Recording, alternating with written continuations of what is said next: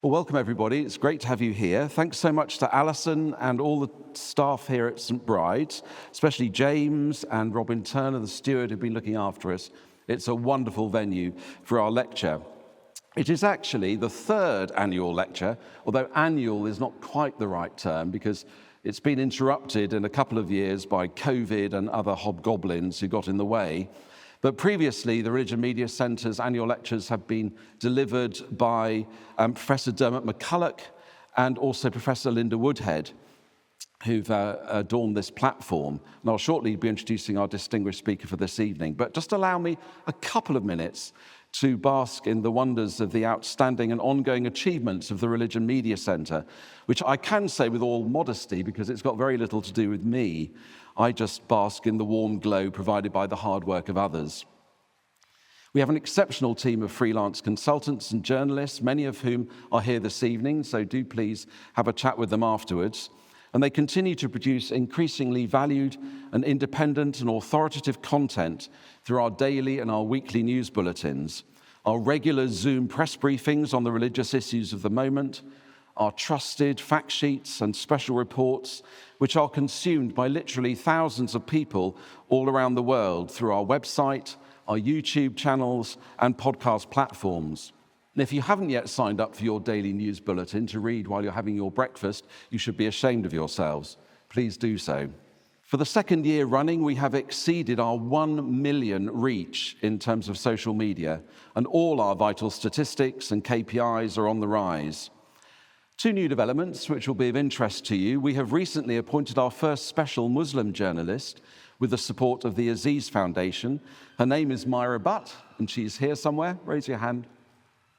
You can say hello to her afterwards. Yeah. We're also launching a search for a new, young, talented journalist in religious reporting.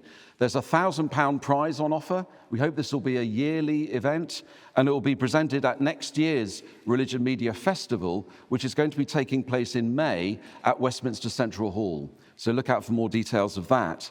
And the details of the prize are on our website also. So if you're under 30, do please enter. If you're over 30, and some of you might be, and you know a young journalist, then do please encourage them to enter.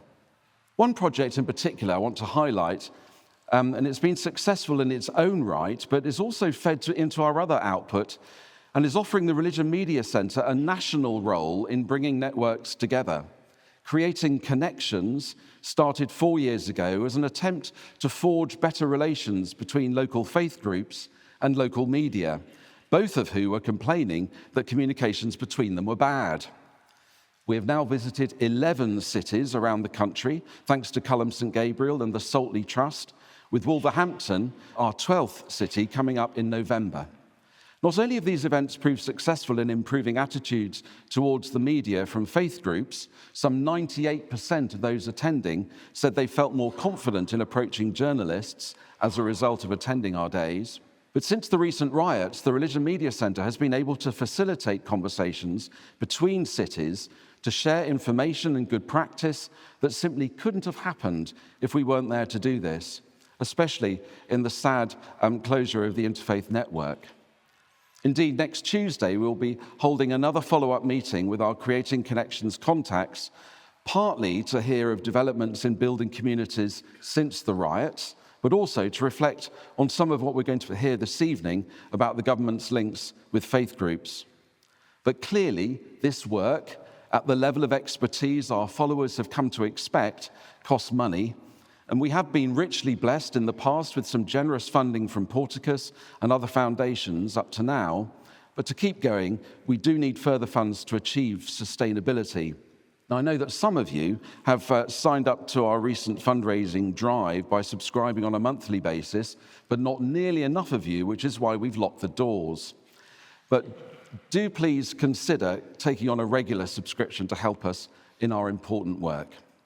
There are reports at the back, they're blue covered, which detail our many triumphs and outstanding impact stats, and also how your donations will help us. So do please take them with you. We don't want to take them home. Enough from me. And so to our guest speaker. He's been a Labour MP representing East Ham, which he describes as possibly the most diverse community on earth, since 1994. That's some 30 years. and has held numerous portfolios during 12 years as a government minister under Tony Blair and Gordon Brown. And also in opposition, he's been chair of the Work and Pensions Select Committee, and now, back in government, he has served as Minister of State for Social Security and Disability since Labour won the election. He describes himself as a socialist, is an active member of Christians in Parliament, and is a much-loved and respected MP who values close contact with his constituents, a closeness that nearly cost him his life in 2010, just after Labour had lost that election, when a woman came to his Friday afternoon surgery to discuss a work-related issue and instead stabbed her MP 3 times in the chest. Despite his life-threatening injuries and a time in hospital which he described as pretty unpleasant, he was back in his constituency surgery within a month, showing the dedication of the man. When we interviewed him on Premier Radio a couple of years ago, he said his prayer was for a government that was on the side of the families who are struggling. Amongst other revelations, perhaps we'll find out if the government he now represents will be an answer to that prayer. So, as the Religion Media Centre's 3rd annual lecture, please give a warm welcome to Sir Stephen Timms.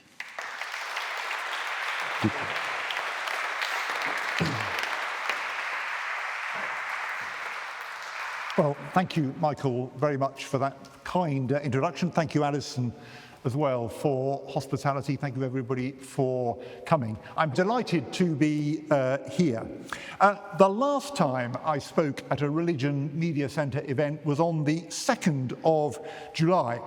A lot's happened since then, much of it in the few days immediately following that event, although I won't be claiming causality for what happened on the 4th of July from what happened on the 2nd.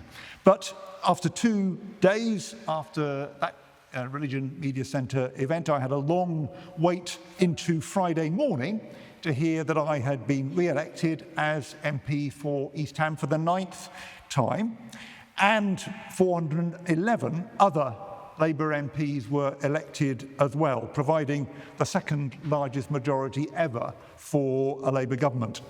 And the new Prime Minister, I think, summed it up well the next day. He said, "Our country voted decisively for change, for national renewal." And what I want to talk about this evening is about this mission of national renewal and the contribution of religious faith. The backdrop to the election is well known. Real wages last year were the same as in the financial crisis. If wages had grown at the same rate as between 1970 and 2007, the average worker would now be earning $10,700 per year more than is the case. We have a full-blown housing crisis. My borough, Newham, has a social housing waiting list of 38,000.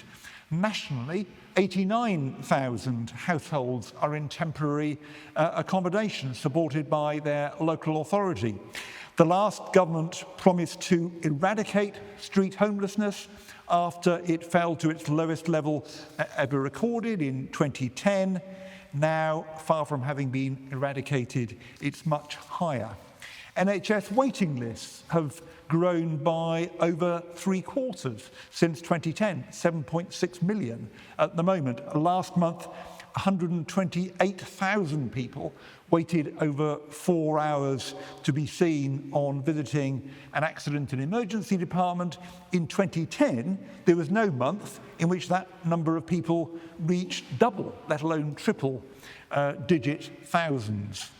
The cost of all this is not just a series of individual failures.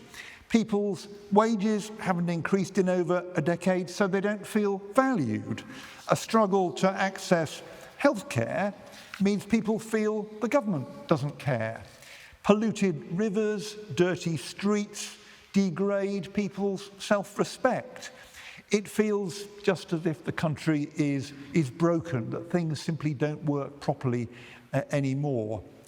But this national renewal also needs to be more than just material improvement. Our party manifesto set out 5 missions: to kickstart economic growth, to make Britain a clean energy superpower, to take back our streets, to make the NHS fit for the future, to break down barriers to opportunity.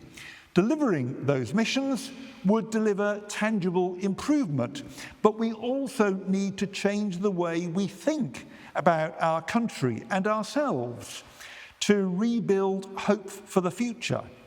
And I want to argue this evening, contrary to the views of some, that religion and faith groups have a great deal to contribute.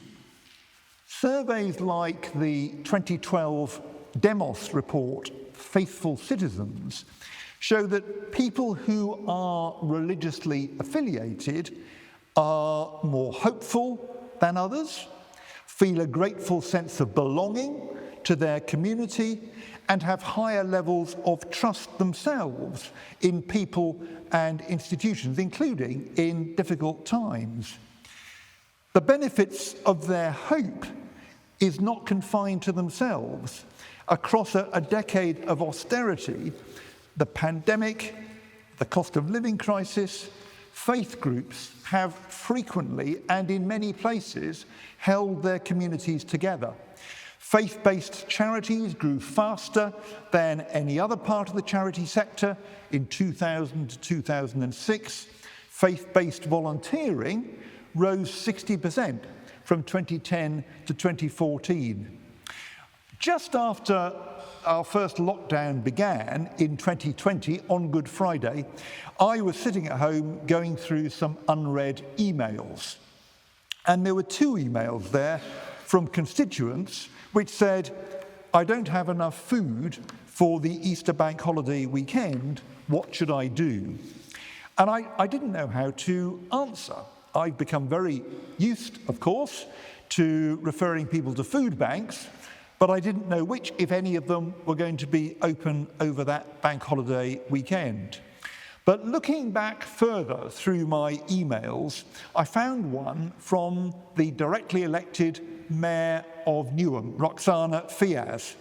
And her email said, "If you find people without enough food over the weekend, send an email to the Vicar of Ascension Church in the Royal Docks before 10 in the morning, and he will arrange for a food parcel to be delivered before 6 that evening."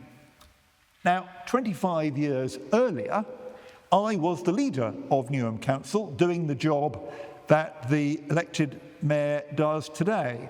At that time, we were always polite to the churches and the faith groups, but we never worked with them as partners in the way that the current mayor was suggesting.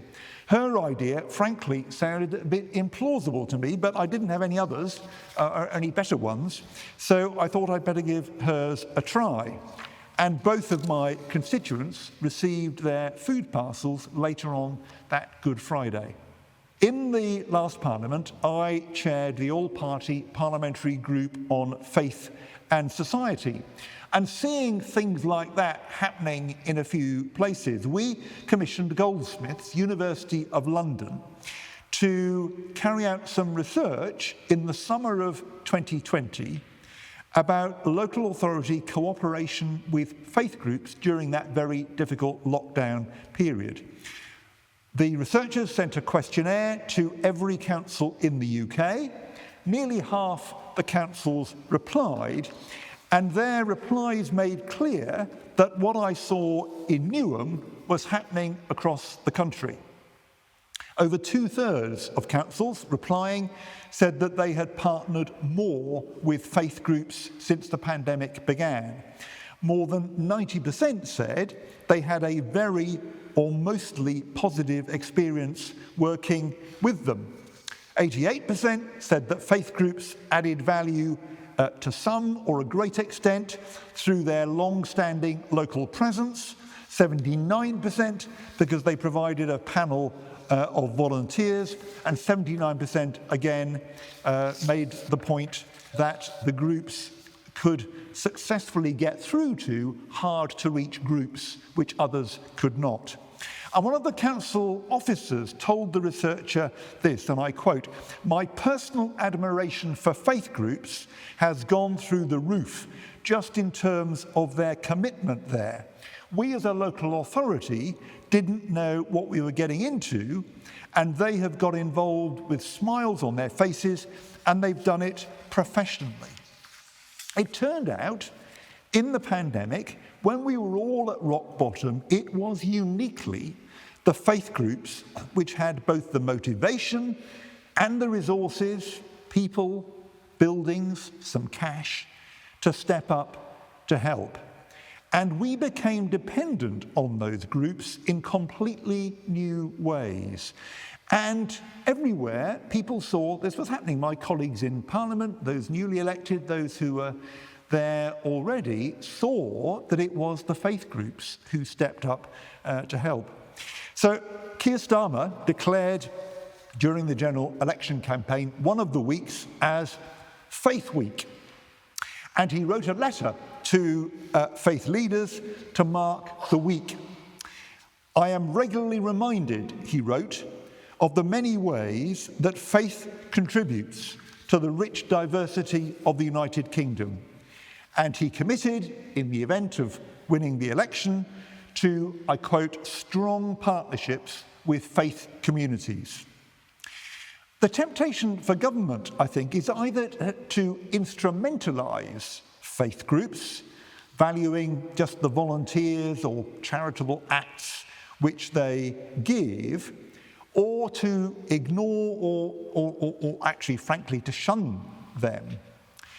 14 years ago, David Cameron spoke often about the big society, and his idea was to unleash community engagement. I think, looking back, not a huge amount came out of that initiative, but what did happen relied largely, as it turned out, on the voluntary efforts of faith groups. In 2015, 81% of Anglican churches were involved in food bank provision. But ministers who welcomed and praised those initiatives responded very negatively to any criticism from bishops or churches or other faith groups of government policies. In their 2019 book, The Narrow Corridor, the economists Darren Acemoglu, Jason Robinson argued that nations have to travel a narrow corridor in the relationship between state and society. An overpowerful state with a weak society veers to despotism and decline. A strong society with an emaciated state veers to anarchy and to collapse.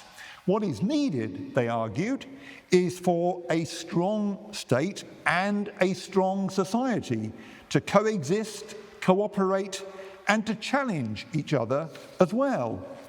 And Keir Starmer's letter, I think, showed that intent. I'm quoting again, "Given the opportunity to serve," he wrote, "a mission-led Labour government would ensure strong partnerships with faith communities, harnessing your energy and creativity to renew our country." Strong partnerships, state and society working together to take the country along that narrow corridor with a lively dialogue going along as we travel.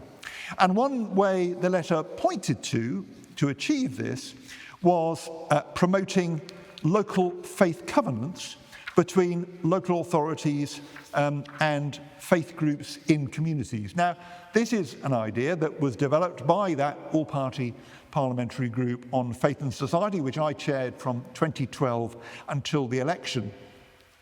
And our faith covenant, which you can see on the group's website, was published in 2014, first adopted by Birmingham City Council in December of that year, and I'm delighted to see at least one person who was present at that launch has made it down for this event tonight. But you know, councils have very often been nervous about working with faith groups. They've worried that if, like other voluntary organisations, they commission services from faith groups, then one of two things will go wrong. Either the faith groups would use the funds to try and convert people instead of delivering the service they were supposed to be delivering, or the service would be biased. It would be delivered, but it would be biased in favour of members of that particular group at the expense of others. And you know, from the point of view of hard-pressed local authority officers, working with faith groups just seems too difficult and complicated. If you work with this group over here, aren't you going to offend that other group over there? It's much easier just to give them all a wide berth and find somebody less complicated to work with. But the truth is, if that happens, communities lose out. And the pandemic showed the huge potential of faith groups as partners. Their absence, which has very often been the case in the past, leaves a massive void. There's no other network or group that can fill it. The idea of our faith covenant was to set out some ground rules for local authorities and faith groups to work together, tackling some of the common concerns both sides have about each other. It says, for example, that if the local authority offers a training opportunity to voluntary sector agencies in the area, then that opportunity should be extended to faith groups as well. And conversely, that faith groups wanting to work with the local council commit to best practice on equal opportunities. 32 local authorities have adopted our faith covenant, with Birmingham having been the first. The organisation Faith Action, which provides the secretariat for our All Party Parliamentary Group, they run a faith covenant forum where councillors, council officers, faith group representatives from areas where the covenant has been adopted meet to exchange ideas and to compare notes on progress. The idea is to reassure faith groups that their council wants to listen to them and work with them without subsuming them, and it reassures councils that faith groups in their area who sign up are committed to provide good quality services. Southampton City Council speaks of gaining, I quote, a strong network of places of worship which play into our local systems. The Covenant allowed Leeds City Council, quoting again, to reach faith communities and groups with which we've had a less strong relationship in the past. And in Calderdale, Canon Hilary Barber, the vicar of Halifax Minster, reports that, I quote, the faith covenant has facilitated regular communication between the faith communities and the local authority, creating the space for shared vision and for sharing of resources. It allows the strengths of faith groups and local authorities to be combined.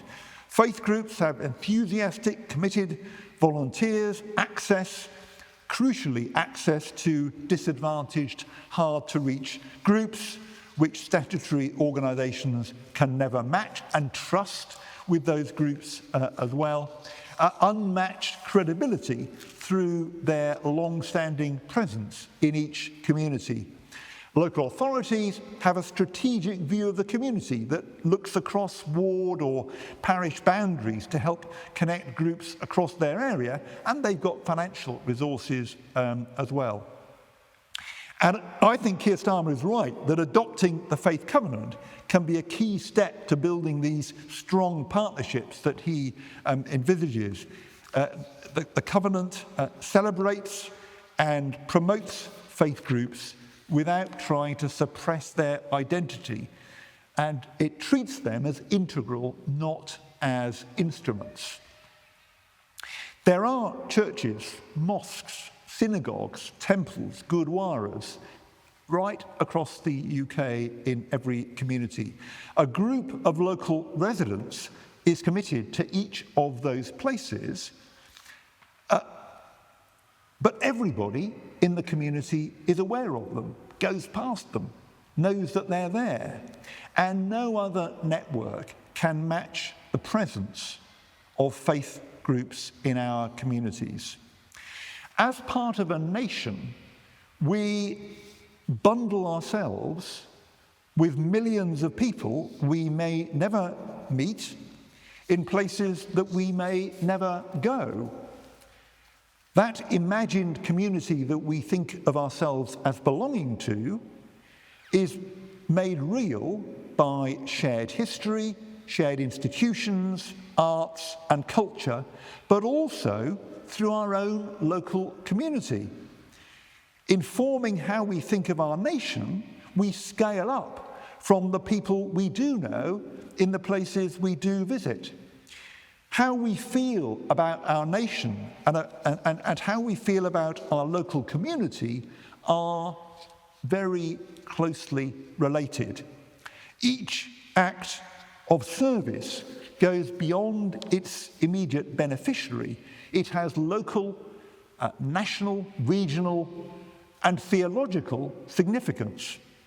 Partnerships between faith groups and local authorities can help renew the local community, and by doing so, rebuild residents' trust in our national community as well. And I think we can all see how much that job needs doing at the moment.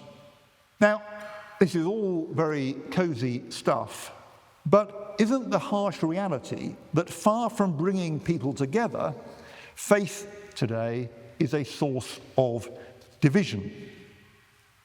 Isn't that what we see in conflicts all over the world? We can all mention a number of them raging tonight. Didn't we get a taste of that ourselves in the riots earlier in the summer in the UK? In our increasingly multicultural society, aren't faith groups sowing division between each other and creating silos out of the secular mainstream? Now, I understand those concerns, of course, but I think they are a misunderstanding of what is going on in Britain today. If you have a sense of belonging to a local faith community, and if that faith community, that faith group, is clearly part of the wider community, and it's an important part of the job of people like me that they are seen in that way, then belonging to one of them means you will feel that you belong to the wider community. It seems to me that faith groups offer our best chance today of providing large numbers of people with the opportunity to belong, which lots of people at the moment don't have. Having lots of different faith groups doesn't make a community divided. Having lots of different faith groups means that lots of people have that chance to belong. That builds cohesion, it seems to me. The threat to cohesion is not from people belonging to lots of different things. It's from lots of people not belonging to anything at all outside their own immediate family. In an article last year, Tariq Mardood of the University of Bristol and founder of the Centre for Ethnicity and Citizenship set out how, and I quote, multiculturalism can contribute to depolarising the current political polarism. And he argues that in sociology, it's usually assumed that multiculturalism requires a thinning of a nation's culture in order to include minorities. The counter-reaction to that has been an aggressive assertion of national culture to the exclusion of minorities. And I think that's what we saw in the riots earlier in the summer. But he argues that multiculturalism is strongest where it is, as he puts it, additive, with all citizens able to be part of and contribute to the national culture without losing their own identity. He argues that there is such a thing as Britishness, that all people can be part of it, and that they can add to Britishness by weaving it together with their own subcultures. And that rings true in what I see in the highly multicultural community in East London that I represent in Parliament. As Michael said, we sometimes refer to our borough as the most diverse community on the planet. I think if anyone asked us to prove it, we might struggle a bit, but it may well be true. But I think our community is more cohesive than many of the monocultural communities that I see around the UK. And a big part of the reason for that is because almost everybody has a real sense of identification with one or other of the places of worship, of which we have a very large number indeed. And Professor Maudud points to the coronation as an example of resisting division, building cohesion, not by pushing faith to the margins, as some people argue that you should, but instead by bringing different faith groups together. We shouldn't flatten the differences or ignore the disagreements, fundamental disagreements between faiths. But in practice, in terms of action, distinct faith groups often have a great deal more in common than secularism frequently assumes.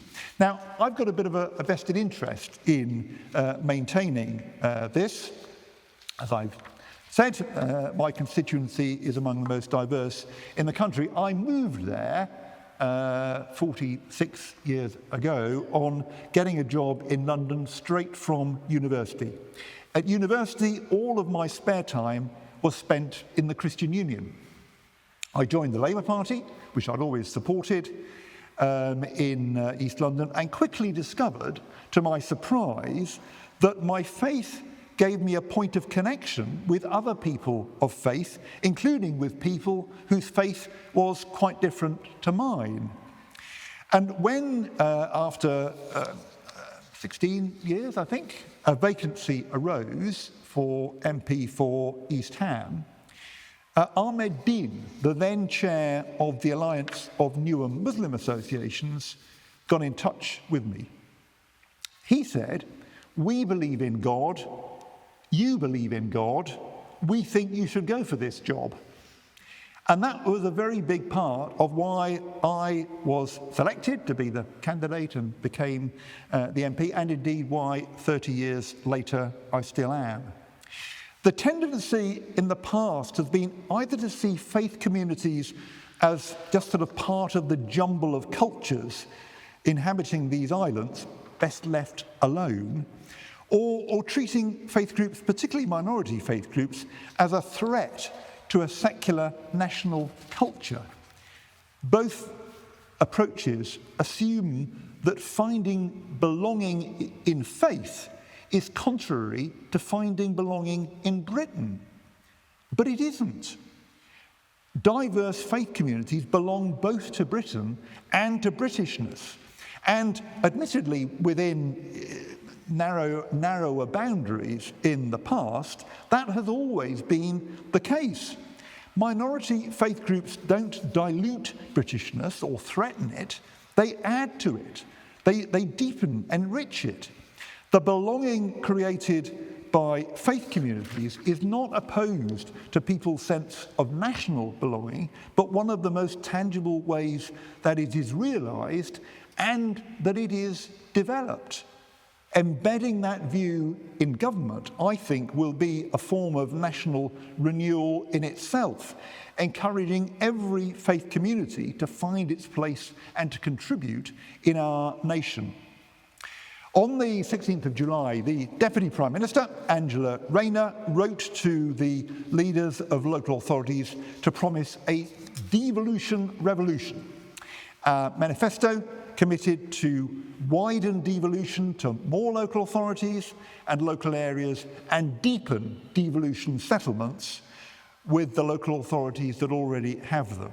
More and more important decisions will be made closer to the communities they affect.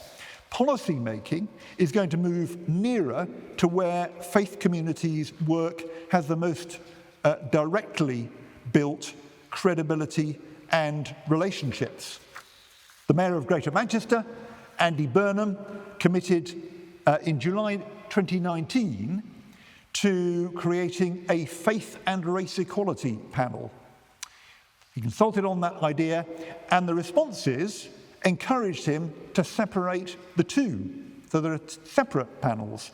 Now, the Faith Panel had its first meeting on the 17th of March 2021. Representatives from interfaith organisations, every major faith community. And the members there engage on faith issues and contribute to the Mayor's action networks on issues from the environment to child hunger, digital inclusion, to homelessness. In that letter that he wrote, Keir Starmer also promised to, and I quote, engage faith-based organisations in the delivery of our 5 missions. We need to work out how best to do that, but a good start has been made by the Child Poverty Task Force, chaired jointly by the Secretaries of State for Work and Pensions and for Education, where dialogue with faith groups and faith-based organisations is already underway. Does Government Do God was the report by Colin Bloom, the faith engagement advisor to the previous government. His title, of course, echoing the famous comment by Alistair Campbell. Alistair Campbell refers to that as the most famous thing he ever said, government not doing God. But Colin Bloom published his report in April last year. He highlighted how faith literacy across government is low, claiming that, and I quote, civil servants and public servants were noted as often having a very poor or superficial knowledge of the basic beliefs that differentiate religions, relying on generalized assumptions of supposedly orthodox versions of faith. Our economy's openness, our nation's diversity, means that failing to understand or respect the worldviews of others, besides being harmful to community cohesion, is a barrier to opportunity more widely as well. All the evidence suggests that it is disadvantaged pupils, those eligible for free school meals, who benefit most from well-taught religious studies. Among the humanities at GCSE, religious studies has consistently the smallest gap in grades and participation between disadvantaged pupils and their peers. The Department for Education missed its recruitment target for secondary teachers of religious education in 9 out of the last 10 years. Only 44% of teachers who taught at least one lesson of religious studies in the last academic year had a qualification in that subject. We need to do better, given the benefits to disadvantaged students and to community cohesion. A majority of respondents to Colin Bloom's review thought that government did not understand religious faith. Only 30% thought government engages meaningfully with faith groups. And I've never understood why the coalition government soon after 2010 simply disbanded the Faith Communities Consultative Council, previously known, I think, when it was set up under John Major's government, as the Inner Cities Religious Council. That became the Faith Communities Consultative Council. I and other ministers met regularly with that, and after 2010 it simply went. I think we do need that kind of engagement to take place. The last government did land on a better approach during the pandemic. It launched regular roundtables with faith leaders and communities, held weekly or fortnightly early on in the pandemic. And Colin Bloom writes, I quote, of historic levels of engagement with faith leaders and faith communities. A place of worship task force was set up as well, helping navigate the impact of the lockdowns on places of worship around the country. There was a real dialogue going on, but the roundtables disappeared as soon as COVID eased, and Colin Bloom reports that, and I quote, when he asked why, the reply he got was, "We have nothing to tell them." The old attitude reasserted itself. We should learn from the pandemic. The Prime Minister's commitment to engaging faith communities in our mission must be through dialogue. And I think a big part of the reason it's in Keir Starmer's letter was the experience of the pandemic.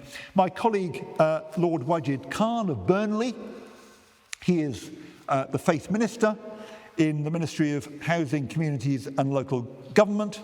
His experience working across diverse communities in Burnley, including after the 2001 race riots, I think augurs well. And he's asked me to pass on to everyone this evening this short message, which I'm very pleased to read. And he says, it's a huge honour for me to serve as the Faith Minister for our new Labour government.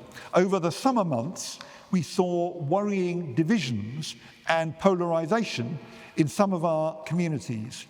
In those places where disturbances and violent disorder took place, we also witnessed the power of faith.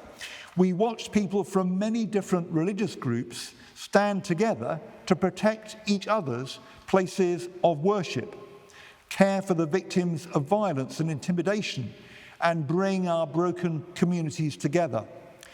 As we move from those dark days to an altogether brighter future, faith communities will need to play a vital role in our mission-led government and national renewal. I look forward, he says, to working with faith leaders across the country to ensure that faith is at the heart of government and government harnesses the power of faith. In 2021, Keir Starmer established a Labour Party network of around about 20 parliamentary faith champions. They were MPs from each of the major faith groups in the UK who agreed to be the point person for that community within our party. And Keir committed in his letter to keeping that network in place so that faith communities have a direct line into 10 Downing Street in the years ahead. On our mission to build an NHS fit for the future, our manifesto said that means an NHS able to prevent ill health in the first place, with a greater focus on the management of long-term chronic conditions. Social prescribing, where people are connected to local activities and groups to improve their health and well-being, are a very important ingredient in that, helping alleviate social and emotional needs which can drive ill health. The NHS long-term plan recognised the importance of social prescribing and committed to introducing link workers into primary care networks across the country. Very often, it is faith communities who run the activities and the groups that social prescribers turn to. Theos, the Church Works Commission, the Good Faith Partnership are working on some research about faith in social prescribing that's going to report in January. But their preliminary findings show that over 6,000 UK churches, that's about 1 in 6 of the total, currently run well-being initiatives of one kind or another with a Church Works partner organisation. Over 2 million people have attended one of them so far this calendar year. Their qualitative findings echo the findings of the research in the pandemic of our All Party Parliamentary Group. Faith groups are known and trusted by their communities, not just by people who attend them, but by their wider communities. They can reach hard-to-reach groups. Their professionalism is sound. Faith groups engaged in social prescribing don't take advantage of the opportunity to proselytise or expect their visitors to attend services. But the people using those services do appreciate that pastoral and spiritual care can be asked for and provided if it is asked for. In the pandemic, places of worship were vital to the vaccine rollout, another aspect of NHS activity. I saw how at the Minhaj al-Quran Mosque in Forest Gate in the borough I represent, people who were nervous about vaccination felt comfortable about being vaccinated in that faith space. Building an NHS fit for the future, as our mission requires, will require us to be in partnership with faith communities. It requires relationship building across the NHS on the local level, where approaches like the Faith Covenant, I think, can help. At the regional level, with integrated care boards, and at the national level as well, where faith communities need to be included in the engagement that the mission board will be undertaking. Faith groups also clearly have a lot to contribute in the mission to take back our streets. Faith communities across the country run youth groups. I think the majority of youth provision in the UK is run by faith groups. They run anti-knife crime projects that help keep many young people away from violent crime. We need more initiatives along those lines. These are obvious partners for government as we look to build a network of hubs in the Young Futures programme. The trust that faith groups have in their communities makes them very well placed to divert people from antisocial behaviour and crime. Faith groups offer unique theological, philosophical frameworks for economic and environmental policy. We need to welcome those different worldviews into policy discussions if the policy judgments are going to be right. Government engagement with faith communities should be open-ended, because the new narrative that we want about Britain won't end when we've fixed the foundations and achieved those missions. We're always going to need collaboration and challenge between society and state. Once we achieve those missions, I hope there will be less need for food banks, debt advice, homeless outreaches, and so on. I hope that faith communities will be less exhausted in filling in for an absent state. But then their energies can be spent more on bettering, on beautifying their communities than on averting catastrophe in communities. Our engagement with faith communities then can move on from national renewal to national flourishing. Thank you.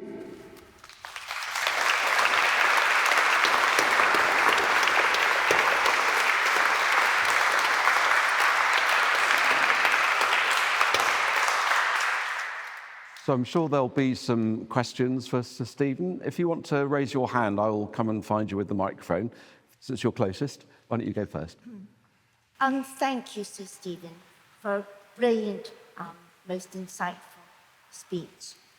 What I'm wondering is, can we use this spiritual renewal and mission to help promote, encourage peace in the Holy Land? What is happening there may have serious consequences for our communities at home, particularly when one thinks of the last few days. This is an awkward question, but a very real one. Thank you. Thank you. Give you time to think about that. Christopher? Hello. You spoke about faith cohesion in general terms. I wonder, from the picture you paint, is there an obvious role for an established church in that kind of picture? Thank you. I'll just take one more at the back. Jonathan Romaine, Rabbi at Maidenhead. You painted a wide canvas of government and faith groups, which thank you. But can I hone in on one particular area under the aegis of government, but which wasn't actually mentioned, which is the BBC, and where we have a relatively good representation of religion on radio, but much less so on television, and ITV is virtually a sort of religion-free zone. Now, the significance is, of course, that the BBC still has enormous reach. And the degree of religious content, not massive necessarily, but a degree, will give out a message about the role of faith in society, and therefore give the sort of important background to the ideas that you're presenting. So my question is, given government discussion that will be forthcoming over the BBC Charter, do you intend addressing that growing disappearance, which, as I said, is important because of the cultural backdrop it then gives to all these initiatives? Thank you. I mean, clearly, what's going on in Gaza, Palestine, Israel is absolutely dreadful. And you're absolutely right that there is a read across to what happens in our communities here. I've been encouraged by the response that both Jewish and Muslim community groups have taken here, going out of their way to come together, discuss things, and make it clear that they are going to carry on working together and setting, I think, a very impressive model in many instances, which would be great to see kind of inspiring others around the world. But undoubtedly there are tensions, and it was very clear in the general election just how powerful those tensions have been in our communities. And I think we need to look to our faith group leaders to reach out to people of different faiths and show that they're going to be working together. And I'm encouraged by the extent to which that's happened. Is there a role for an established church? Well, we've got an established church, and I must say I am impressed by a great deal that the established church does, amongst all the things that I've listed. When Roxana Fiaz told me to ask for a food parcel for my two constituents, it was the vicar of Ascension Church who she suggested I should contact. So I think the established church, alongside other churches and other faith groups in my community, mosques were playing a very important part in it all as well. I think the established church has done a very good job. And I must say, I also agree with many of the points that were being made by the bishops in the House of Lords in the last Parliament on a whole range of issues. So my answer is a pragmatic one, that we have an established church. I haven't seen any recent sort of significant proposals to change that situation, and certainly I'm not somebody who would be looking for such a change. I think we need to kind of understand things how they are and try and make the best of the circumstances that we're in, rather than trying to unpick things or go back to the drawing board, as it were.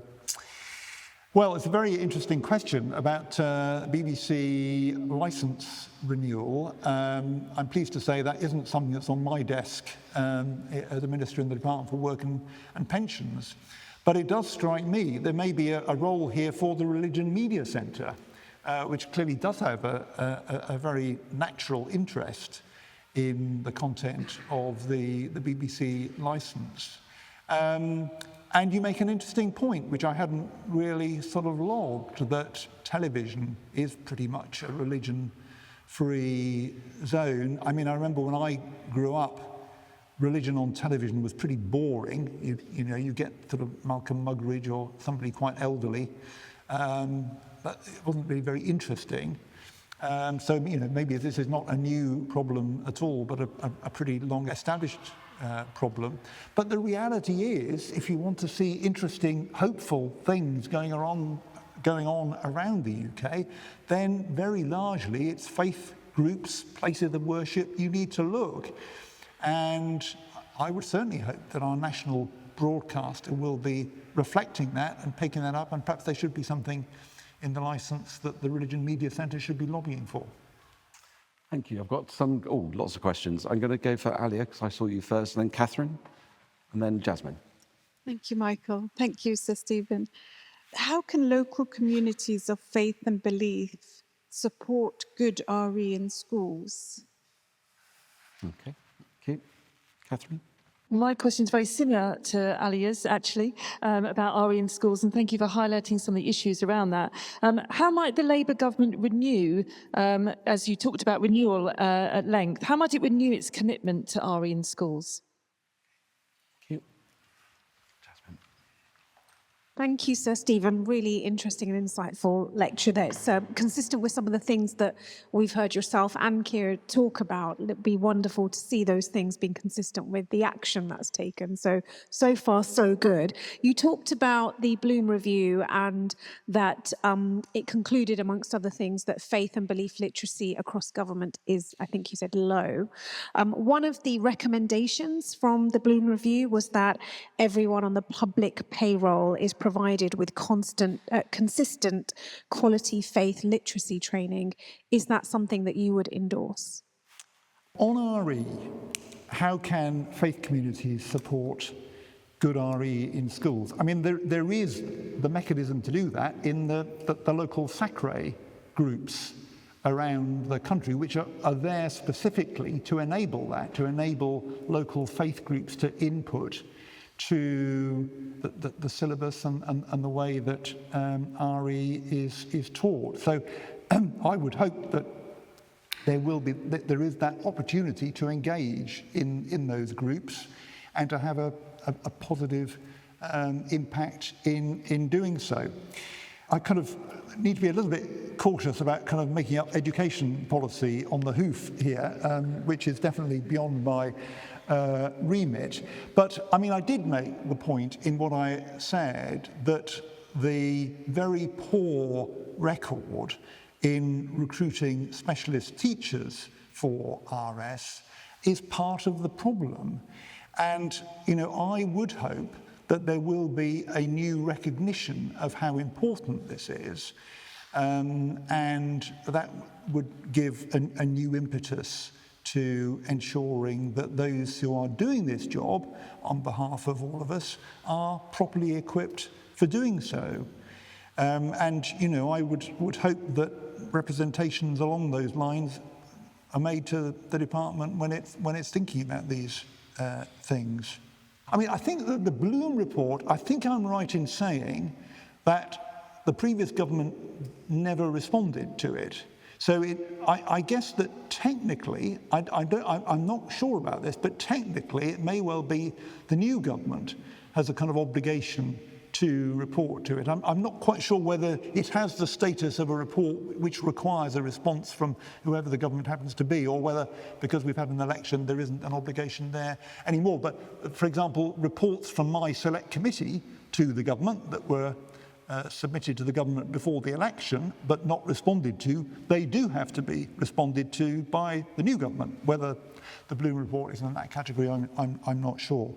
So I'm not going to kind of suggest a mechanism that should be used, and Colin's idea sounds an interesting one, but I do think he's right that people who work in public services, in local or national government, do need to have an understanding of these matters. And I think decision-making is poorer, and provision is poorer if that understanding is absent. And, I think the point that I made in my remarks about busy people working in public services just thinking this is all too complicated is quite a big driver for a lot of what we've seen. And it was only when the pandemic came that suddenly everybody had to work with faith groups because there wasn't anyone else there. And they did, and they discovered it went really well, and that these were serious, positive, helpful, enthusiastic, professional groups. But, if things aren't done to maintain that perspective and take advantage of it, then we will slip back to the kind of ignorance that has characterised too much of what happened in the past. Thank you. We've got 2 questions at the back here. I used to teach in East Ham, actually, amazing place to work. So the biggest threat facing all communities and all societies on Earth is, of course, the climate emergency and ecological collapse. Do you see evidence in your work of religious groups tackling this in their own way? Thank you. Phil? Hi, Phil Champagne from the Faith and Belief Forum. So Stephen, thank you for such a wide-ranging and very persuasive lecture, which dwelt a lot on the importance of faith and belief in society, of how it increases the effectiveness of the provision of services, the importance of the relationship with government, and so on. You also mentioned understanding and literacy. The thing I'm wondering about, and I'd be interested to know where it fits in a way, whether it's part of what you're saying, kind of woven in, or maybe it's a natural thing. But is this kind of skill of dialogue, and I'm wondering where that fits in your kind of vision of things, whether it just happens naturally through contact and the covenants and literacy, or whether there's a specific need to develop that skill of dialogue, because I think we're looking at an increasingly complex terrain. I'm just interested to know where you see that skill, where does it fit, and where does it where does it flower, and how can it flower? Okay, I got one more. Good evening. Hassan Judy, former trustee at the Interfaith Network, which you may recall earlier this year had to close. And of course, before the election, you were one of the proponents and the supporters calling in Parliament the decision by the previous government under Mr. Gove's department to withdraw funding from the Interfaith Network and therefore leading to its closure as extraordinarily stupid. If I may, to put on public record here, share a vote of thanks for your support earlier this year. And now that Labour and yourselves are in government, I would admit, in the spirit of being both collaborative and challenging between society and state, that it was a bit disappointing to hear the topic of the Interfaith Network and interfaith in general being omitted from your lecture this evening. So if I may be as bold as saying that you may have missed an opportunity, is there any comment you'd like to share on how government can, should, will engage with faith groups as a collective together, rather than just in bilateral terms? That's one. And if I may, just on the second, the Bloom report, that was my second question. It was already mentioned. It would be, of course, interesting to know the status of it from a response perspective. But I would just say, just looking at the press release from 2023 last year, 21,000 respondents and 22 recommendations. So even if there isn't an obligation on the government to respond to it, I certainly think it's a darn good idea that it does so. Thank you. Tackling climate change, yes, I think we are seeing lots of really imaginative, creative, local and not local ideas and initiatives coming from faith groups. There are tremendously strong convictions about safeguarding the environment, which arise very naturally, I think, in all the major faith groups, and those are leading to good, positive ideas and initiatives. And actually, I was involved in a kind of online event just before the COP meeting in Glasgow, where a number of faith groups came forward and made an input to that meeting, and I want to see that going on. I think that is a very, very valuable resource for those who are working for the big changes that we need. And they are going to be huge changes to our society, and I think that faith groups and faith insights can really help us all to get to grips with what we're all going to have to do in the next few decades to deal with the looming catastrophe. Both Hassan and Phil's point are in a rather similar area, and you make a very fair point. Yes, I do think Michael Gove's decision to remove all the funding from the Interfaith Network earlier this year was extraordinarily foolish. Harriet Crabtree, who ran the network, is here as well. And I mean, what seemed particularly foolhardy about it was just at the point when we were watching horrible things happening in Gaza, just at the point when we needed people of different faiths to be talking to each other and in dialogue with each other. And, on Phil's point, I think quite a lot of that does happen in the UK without anyone doing anything.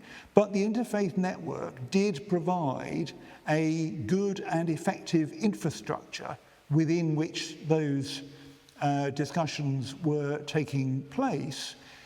I would have thought everybody could see we need more of that, not less of it. And just to shut down a big chunk of that capacity at that point seemed extraordinarily foolish. So, I mean, I don't think the government is going to say you can now reopen the Interfaith Network, but I do hope that as part of this work looking at how we will engage with faith groups, I would hope that there will be. I mean, I talked about the Faith Communities Consultative Council, which just got shut down after 2010. There was a model there. I'm sure it wasn't ideal. There would be other ways to do things. There certainly does need to be discussion around each of the mission boards about how to engage with faith groups on those missions. I think particularly the two that I highlighted, but perhaps others as well. And then arising from that, I would hope that there will be government support for interfaith dialogue. What form that'll take, whether it would be something like the Interfaith Network or something different, I don't know. But I think it's absolutely right. And to Phil's point about dialogue, I think that needs to be on the government's agenda, and the government needs to be supportive and taking steps to promote dialogue. There's a lot of it going on. It's extremely valuable. Government needs to do what it can to ensure that there's more of it. Good evening. I'm Anna McNamee from the Sanford St. Martin Trust. And I'd like to just pick up on something that you mentioned before, Labour's faith champions. Who are they? What do they do? Are you one? Thank you. Francis Martin from the Church Times. You mentioned the big society and the role that faith groups have done and are still doing in civic society.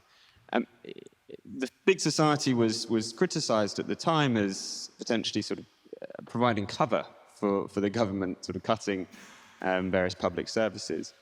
Is there a danger that by doing all the kind of voluntary work that you talked about, that faith groups end up being taken advantage of by a government keen to reduce its overheads? And if so, what is the Labour government going to do to help avoid that danger? Thanks. I should have brought a list of the faith champions, and I apologise that I haven't. But they are, as I said, around about 20 MPs, representing all the major faith groups. And the idea was to establish a channel of communication between those groups on the one hand and the Labour Party on the other. And Keir Starmer has said he wants the initiative to continue. so that there will be that channel of communication between the faith groups and 10 Downing Street. I'm the chair of the group, so I really ought to have off the top of my head a list of them all, which sadly I don't.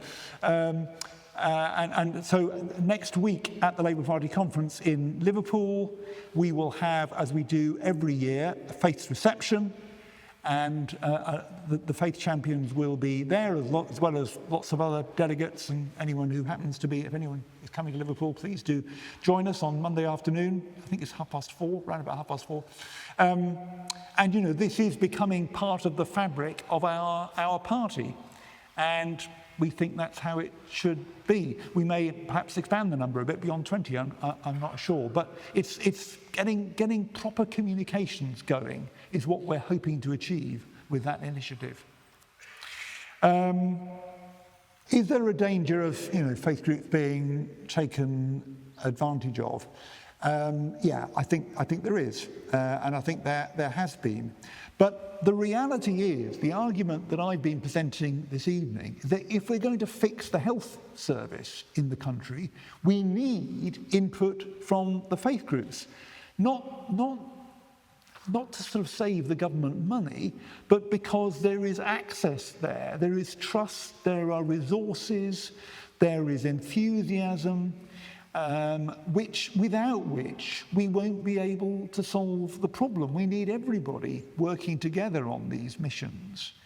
You can look at this, I suppose, in two ways, but the way I look at it is there will be resources in the public services. I hope the resources, as we kind of hopefully deal with the economic problems that we've had over the last few years, hopefully the resources will increase and we can have the biggest impact for those level of resources by bringing in faith groups who want to contribute and others. There will be lots of faith groups who don't want to contribute. That's absolutely fine. No one's certainly going to require that. But what's been fantastic, I think, over the last 15 years or so is the level of enthusiasm and motivation to help.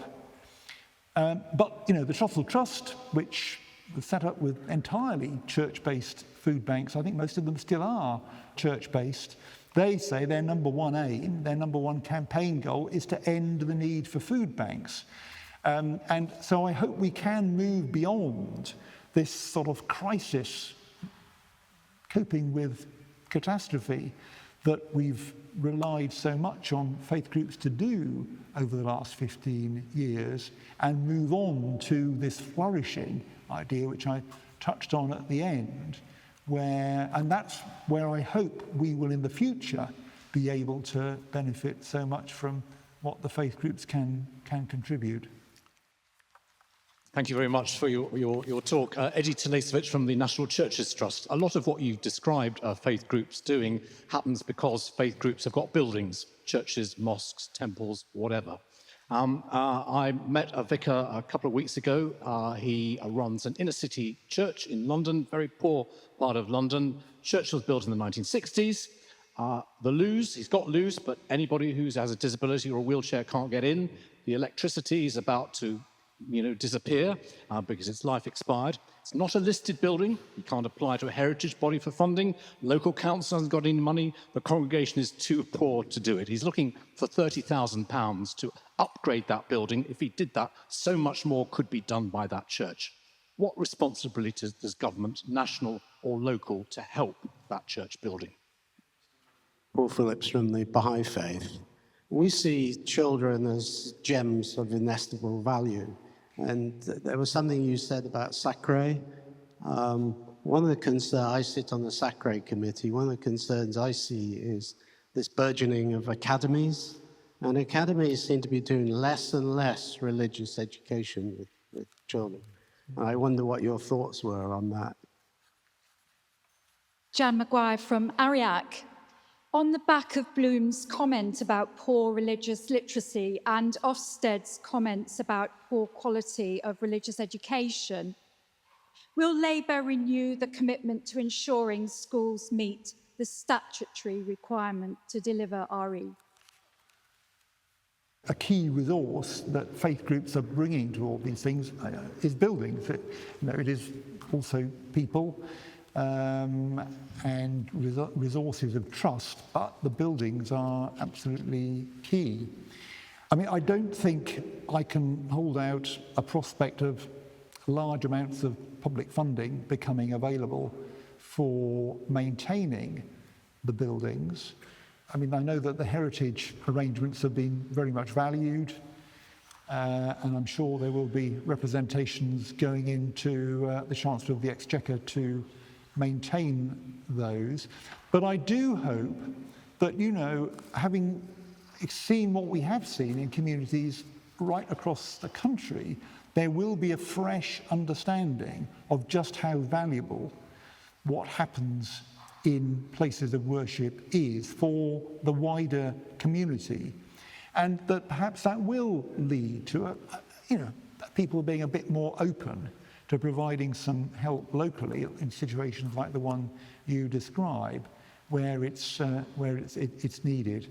But certainly in the current circumstances, I don't think the Chancellor of the Exchequer is going to suddenly come up with something dramatically different from what's been provided in the past. The position in academies, now that is a very interesting question, because of course they are outside these arrangements. And that this is not a question I've thought about. Whether my colleagues in the Department for Education have thought about it, I don't know. What I would say is that I think we are likely to want to look at some of the accountability that is applied to academies, and whether there is a strong case for reviewing those arrangements, and perhaps this might be part of it. I don't know, but it might well be, I would suspect. If it's statutory, it should be done. That ought to be the view of any government, and I'm pretty confident it will be the view of the current one. I have a nasty suspicion that I told Stephen we'd finish at 7:30, so you've already done some overtime for us. You have a reputation for being a very lovely man, and I think we've all received some of that loveliness here this evening. But also thank you for all you're doing to raise the level of awareness in the corridors of power of the importance of religion in society. And thank you very much for your talk here this evening. Thank you. Thank you for having me. Thank you, everybody. Thank you.